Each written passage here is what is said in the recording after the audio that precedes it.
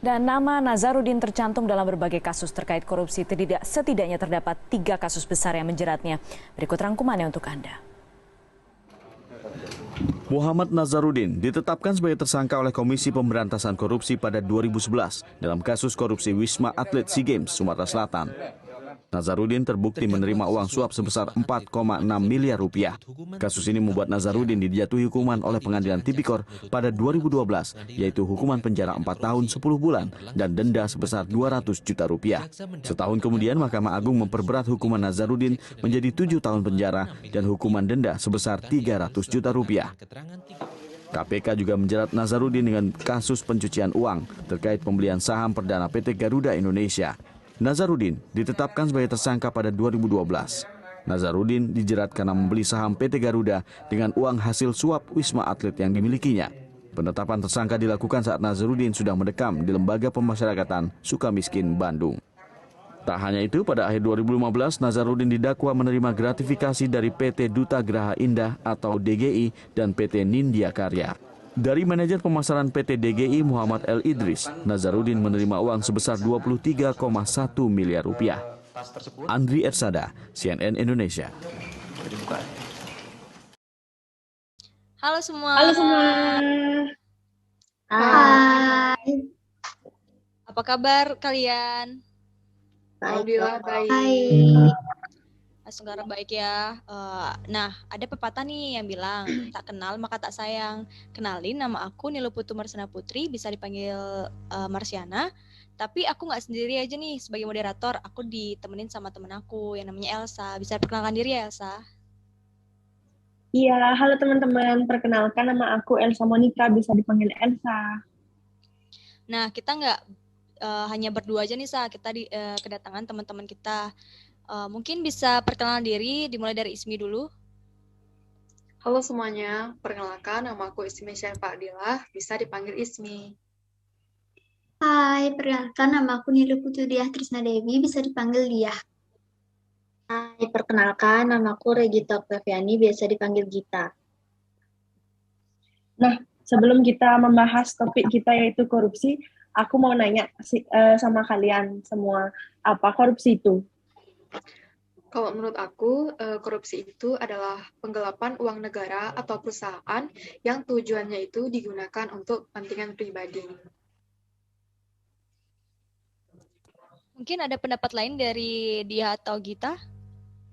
Kalau menurut aku, korupsi itu semua tindakan yang tidak jujur dan memanfaatkan jabatannya atau kuasa yang dimiliki untuk mendapatkan kepentingan pribadi. Nah, kalau menurut aku, korupsi itu tingkah laku atau tindakan seseorang yang melanggar norma-norma yang berlaku dengan menyalahgunakan kekuasaan. Oke, jadi bisa dikatakan ya korupsi itu sebuah tindakan penyelewengan dana atau tindakan yang sifatnya ketidakjujuran yang dimiliki oleh seseorang untuk kepentingan pribadinya gitu. Nah, setelah kita bahas apa itu korupsi, sekarang nih kita sudah mulai nih memasukin materi lebih dalam lagi. Kalian tahu nggak sih satu kasus korupsi yang lagi booming nih pada tahun 2012 itu? Tahu dong. Tahu. Kasus penyuapan uang Wisma Atlet yang dilakukan oleh Muhammad Nazarudin. Nah, benar banget tuh teman-teman. Di sini kita akan membahas kasus tindak korupsi Wisma Atlet SEA Games yang dilakukan oleh Nazarudin. Nah, mungkin di antara kalian ada nggak yang bisa membahas sedikit tentang kasus tersebut? Setauku sih ya, Nazarudin itu adalah mantan bendahara umum Partai Demokrat. Dia juga salah satu kader terbaik yang dimiliki oleh Partai Demokrat. Di usianya masih muda, yaitu 33 tahun, dia itu udah megang banyak perusahaan. Tetapi perusahaan itu dinaungi oleh induk perusahaan Permai. Dari berita-berita yang beredar, Nazarudin itu terkena kasus penyuapan uang Wisma Atlet SEA Games yang terjadi di Palembang pada tanggal 30 Juni 2011. Tapi katanya sih dia nggak cuma sendiri, ada 3 tersangka lainnya. Yang pertama itu ada Sekretaris Menteri Pemuda dan Olahraga Wafid Muharram. Yang kedua, Direktur Pemasaran PT Anak Negeri Mindo Rosalina Manulang. Dan yang ketiga ada manajer pemasaran PT Duta Geraha Indah, Muhammad L. Idris. Nah, tapi kalian tahu nggak sih, ternyata Nazarudin sebelum dijadiin tersangka itu, KPK udah pernah manggil dia sebanyak 3 kali. Tapi Nazarudin itu selalu menghindar dan ngakunya itu selalu ada di luar negeri, kayak semisal di Singapura, Filipina, Malaysia. Nah, sampai akhirnya dia itu masuk DPO Interpol, daftar pencarian orang internasional. Tapi kalian tahu nggak sih Nazarudin ini bisa pindah-pindah negara itu karena menggunakan paspor milik sepupunya yang bernama Syarifuddin. Jadi dia itu benar-benar sulit banget nyarinya sampai dia itu masuk DPO. Tapi pencariannya ini berhasil. Nazarudin dan istrinya Neneng Sri Wahyuni akhirnya ditangkap Interpol di wilayah Kolombia tanggal 6 Agustus 2011. Waduh, ternyata Nazarudin tuh sampai dikejar-kejar ke luar negeri ya. Apa sih menurut kalian tuh bentuk korupsi yang dilakukan oleh Nazarudin tuh sampai dia tuh dikejar-kejar ke luar negeri gitu loh, bahkan sampai ada di daftar DPO gitu. Nah, bentuk korupsi yang dilakukan oleh Nazarudin itu berupa kasus suap menyuap. Nazarudin ini juga dinilai terbukti melakukan tindak pidana korupsi dengan menerima suap berupa cek senilai 4,6 miliar dari PT Duta Geraha Indah. Tapi ya, selain suap menyuap, ternyata Nazarudin juga terkena kasus gratifikasi. Nazarudin didakwa mendapat gratifikasi dari PT Duta Geraha Indah dan PT Nindakarya untuk sejumlah proyek dalam sektor kesehatan dan pendidikan yang jumlahnya itu mencapai 40,37 miliar.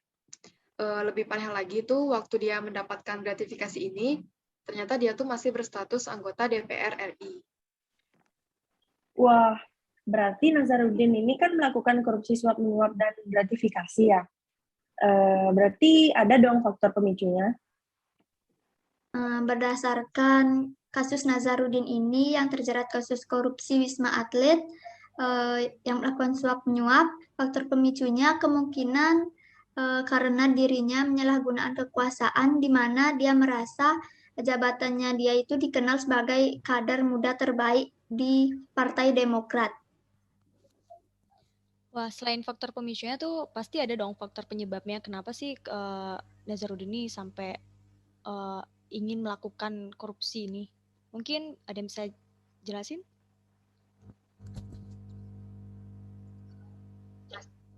Faktor penyebabnya tuh mungkin bisa karena Nazarudin tuh hidupnya terlalu mewah ya. Secara dia tuh kan sering bolak-balik ke luar negeri, jadi itu juga bisa jadi faktor penyebabnya.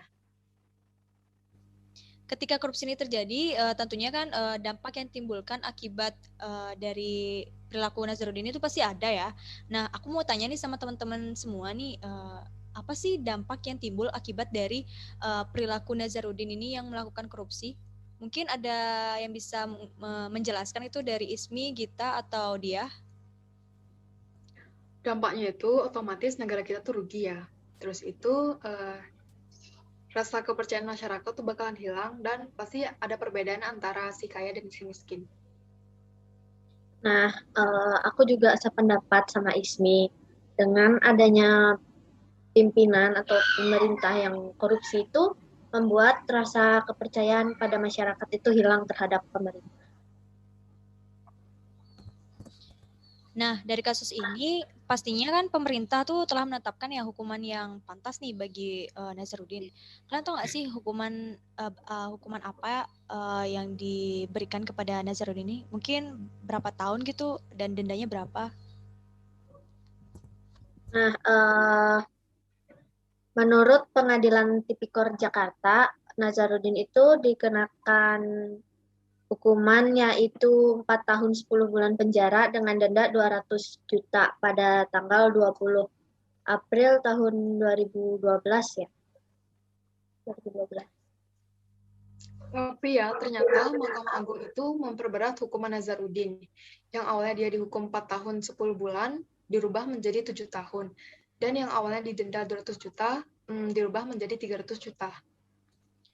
Waduh, kenapa tuh Nazarudin tuh ada tambahan hukuman? Apakah dia melakukan tindak korupsi yang lain gitu? Kalau nggak salah sih dia dianggap melakukan gratifikasi serta pencucian uang dengan membeli berbagai saham perusahaan gitu dengan menggunakan uang hasil korupsinya.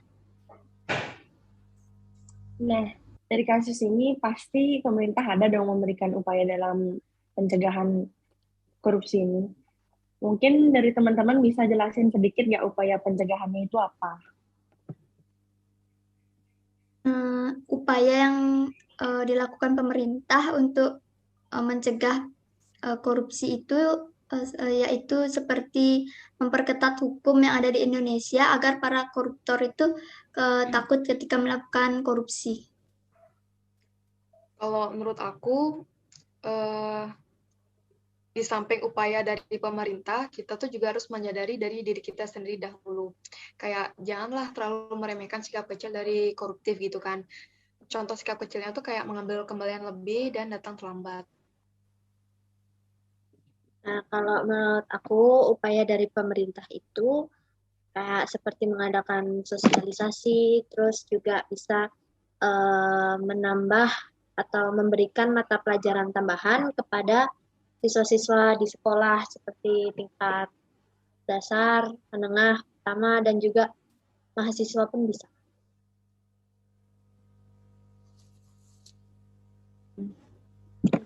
Kalau kita belajar dari kasus Nazarudin nih, bagaimana peran mahasiswa untuk pencegahan korupsi ini? Kalau menurut aku, peran mahasiswa dalam pencegahan korupsi ini dengan cara memberikan sosialisasi kepada para mahasiswa atau para pelajar gitu. Kalau menurut aku, peranku sebagai mahasiswa itu menjaga diriku dan komunitas agar terhindar dari korupsi dan sikap koruptif. Terus tuh menjaga dan memelihara gerakan anti korupsi dan mengadakan seminar dan menghadiri tokoh penting seperti Novel Baswedan yang paham betul tentang korupsi. Nah, kalau menurut aku peran mahasiswa dalam pemberantasan korupsi itu pembenahan terhadap diri sendiri dulu. Nah, benar banget nih yang dikatakan teman-teman kita ini nih, mungkin peran mahasiswa itu bisa melakukan sosialisasi gitu kan. Kemudian dengan ada kasus ini tuh sungguh sangat disayangkan ya sebenarnya ya. Terlebih lagi pemerintah ataupun orang-orang pemerintah yang melakukan tindak korupsi ini. Nah, mereka ini kan seharusnya menggunakan uang tersebut tuh untuk menjalankan roda perekonomian negara dan mensejahterakan rakyatnya, tetapi malah diselewengkan untuk kepentingan pribadinya. Nah, setahu aku nih tujuan proyek Wisma Atlet SEA Games di Palembang itu kan seharusnya dibangun untuk menyambut perayaan SEA Games tahun 2012. Tapi dana tersebut malah digunakan untuk kepentingan pribadinya seperti itu. Nah, untuk itu menurutku ya pejabat itu harusnya lakukan kewajiban dengan baik dan benar agar rakyatnya tuh nggak sengsara gitu.